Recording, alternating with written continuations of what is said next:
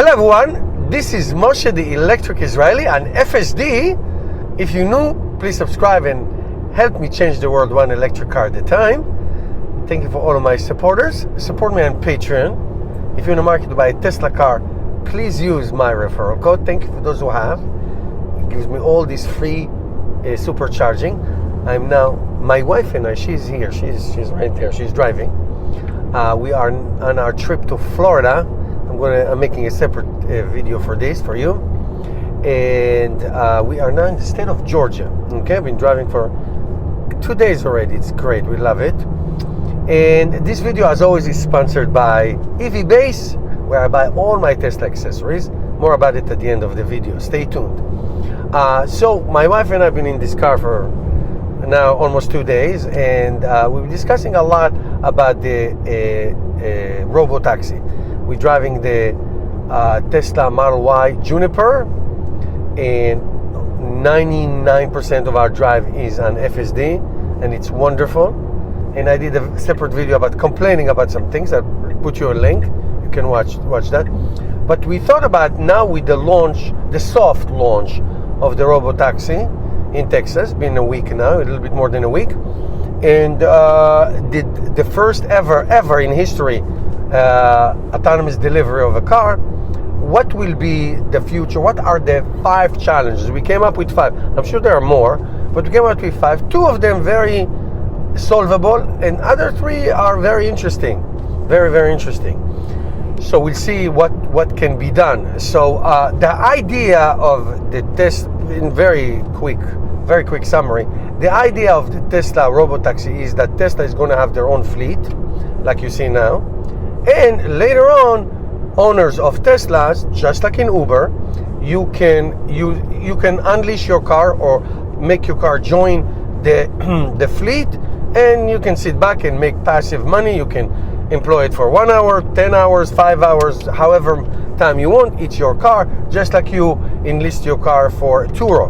We have not rented the car through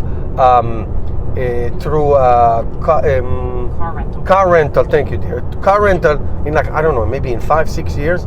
We just rent tours. We love it. So it's just like that. It's your car, but you rent it to somebody. It's like Airbnb. Okay. So whether it is a Tesla car or it is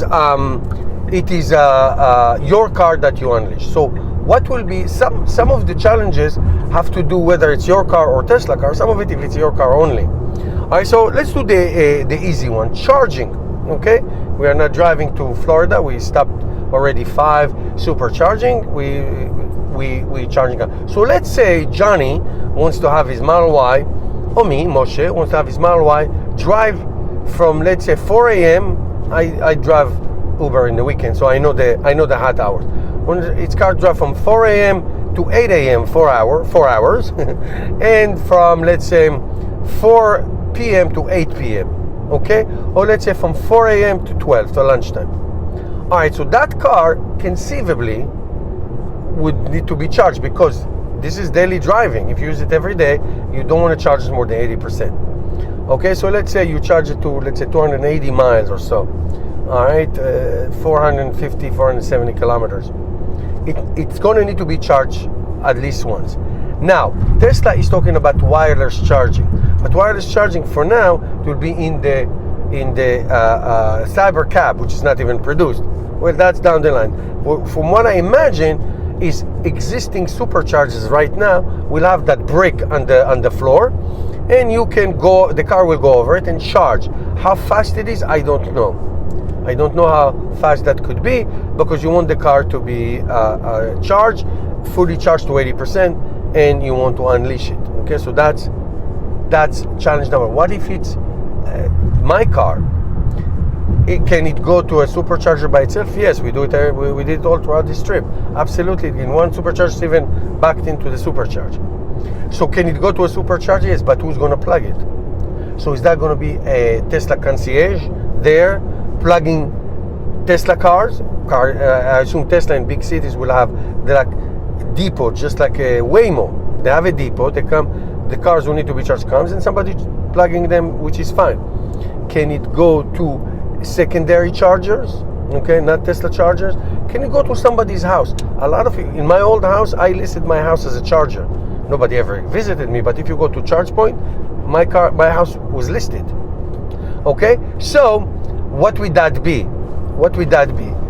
Would that be something that Tesla will solve temporarily until wireless charging is available, and so there's no need for anybody to pay attention to it? Possible, I don't know. It's very possible, but that is a challenge that will need to be solved humanly by somebody, or by eventually by wireless charging. Okay, so that's number one. The next one is number of passengers. Now, Tesla Model Y, the most you can have as passengers is 4.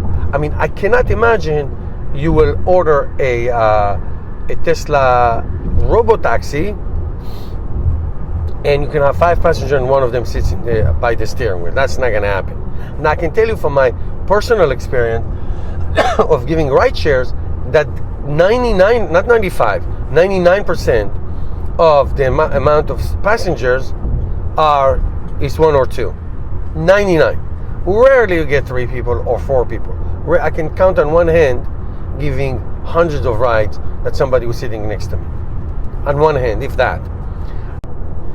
The Model Y or the future Cybercab will be sufficient for 99% of the time. But there are cases that there are 3 passengers or 4 passengers or whatever. Now, Tesla used to have a Model Y with 7 seats. I have 2 friends who have them now. Maybe Tesla will decide to bring them back, so that's number one. Or if you have 3 passengers and somebody order it and you have a choice to put, you will be asked how many passengers you have. So if you have more than 2, Tesla will send you a Model Y, not a Cybercab. Okay, so that is a challenge, but it can totally be solved by the app. No big deal whatsoever. All right, the next one is much more serious, much more serious. The next one is insurance. Okay, Uber drivers, you know, they have their own insurance. Uber or Lyft has their insurance, but you are insuring your car for driving it yourself. Okay, when you list your car on Turo has their coverage. When you rent a car, you know, you have your own insurance, but you can buy a supplemental for the rental cars. Okay, now it's a driverless car. Forget vandalism we'll get to it in a minute. But a car accident, and car accident that somebody hit you. You didn't do anything wrong. We are now driving on I-95. God forbid, anyone can hit anyone. Okay, so now how's your insurance going to be? Is it going to be like quadruple the amount because you're not driving? Will Tesla does have their insurance. Will they insure supplemental insurance for your car? That will be while your car is used as a Robotaxi. Okay, if your car is used as a Robotaxi, then I can see your insurance. But if God forbid something happen,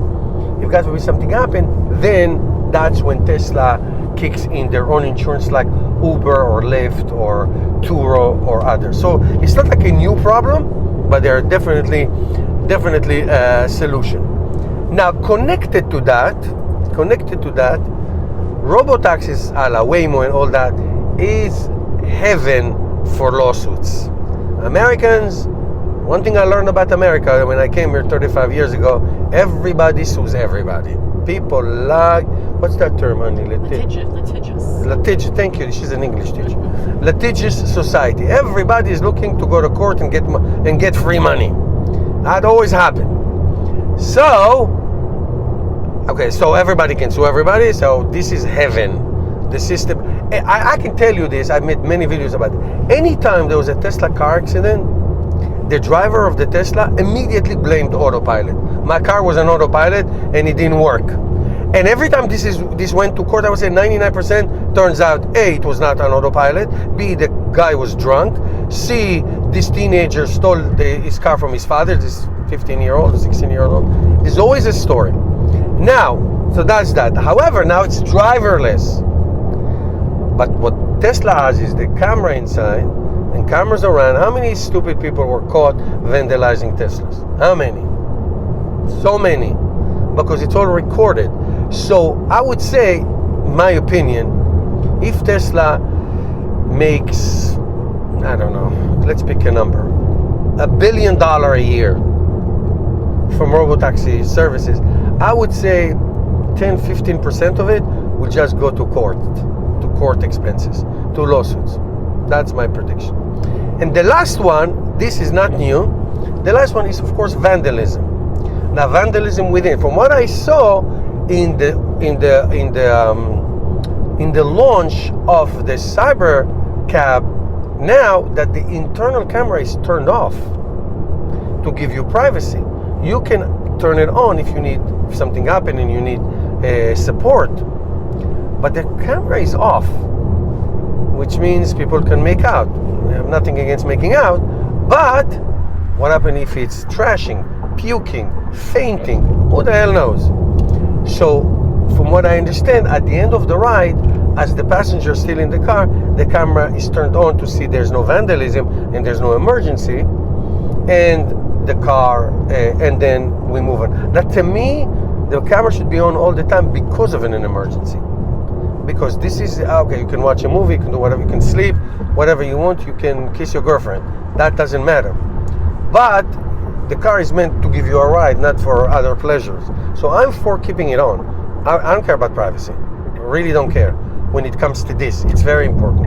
All right, and last but not least, in vandalism, you saw what happened to the Waymo cars in Los Angeles riots a couple of weeks ago, when 3 of them were summoned and burned. You saw what happened to Tesla cars a month or so ago, when Elon Musk was involved in that government stupid shit that he did, and a Tesla dealership were torched. Listen, anybody can be a vandal, but 20 years in jail will deter anybody else after that. So that's something that you need to consider, but it's much more tempting to vandalize a driverless car, and it happens all the time. All right, let me know what you think. Thank you guys for watching, and here's a word from my sponsor. Hey guys, Moshe the Electric Israeli here with my Tesla Model Y Juniper launch model. These are the cross-flow caps, okay, rim covers that come with the Tesla. They're very nice, but as you know, if you own a Tesla car, you know all about the curb rash, okay? Because if you see here, in almost every Tesla rim cover, it doesn't cover all the way, okay? See, it gets all the way here. So that's why you get curb rash. Let me show you one. Here it is, here's one, okay? Curb rash. This is just happened. So I got these beautiful hubcaps cross flow from EV Base, my sponsor. If you use my code, I'm going to put it in the video, you can get up to 10 or 20%, depends on the season. They're really great. I already installed one. Look at that. You can also order the Tesla sticker if you'd like to put it. I like it this way. It's really, really nice. It's very easy to install. So I installed one. Let me show you a trick of how to get the Tesla covers, because they're a little bit tricky. Okay, there's one here in front of me. Okay, see, I took it out already. I can keep it. I'm going to keep it as a spare for whatever reason. Maybe I can sell it, but these are really nice and aggressive. So let me show you how to do this. Okay, I'm right in front of the caps, the actual Tesla ones, the cross flow. Now I took a little screwdriver because they you can't just rip them out. So it's a little difficult. So basically, you just stick it right here, and then you just watch your fingers. Then it will pop. Okay, it will pop just like this. Watch. Okay, it pops. So you do like 2 or 3 of them in the top, and then the whole thing comes up. Otherwise, it's not easy to take out. I can tell you that. It's not easy to take out. Okay, then you take another one, and if you feel like it, you can take another one. So this way you can absolutely pop them out, and it's easy. See, you get 3 and then you just pop it out like so. Now you get the new wheel cover. That is very easy to install. You see, it comes in this bubble wrap. You take it out like this, and then you make sure you find the air pipe. Okay, right here you align it, and it's easier to install, much easier to install, like it's one piece.